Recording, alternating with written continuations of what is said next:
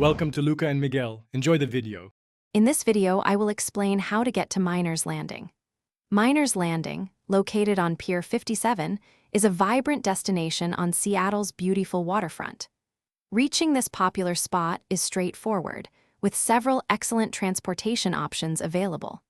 Whether you prefer the ease of public transit, the convenience of a rideshare, or a scenic stroll, we will cover the best ways to arrive. Let's explore your travel choices to ensure a smooth and enjoyable trip. Public transportation offers an efficient way to reach Miners Landing. King County Metro buses have numerous routes that stop within a few blocks of Pier 57. Additionally, the Seattle streetcar runs along the waterfront, providing a convenient and scenic option with a stop very close to your destination. If you are coming from further away, the Link Light Rail can take you to Westlake Station, just a short walk or bus ride from the pier. Driving to Miners Landing is an option, though parking can be limited and expensive, especially during peak times.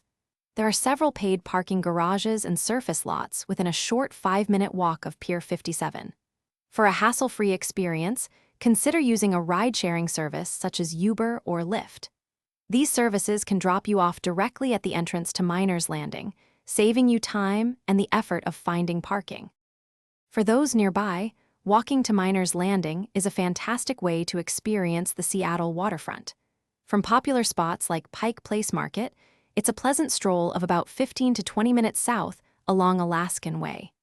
The area is very pedestrian-friendly, with wide sidewalks and clear directions to Pier 57.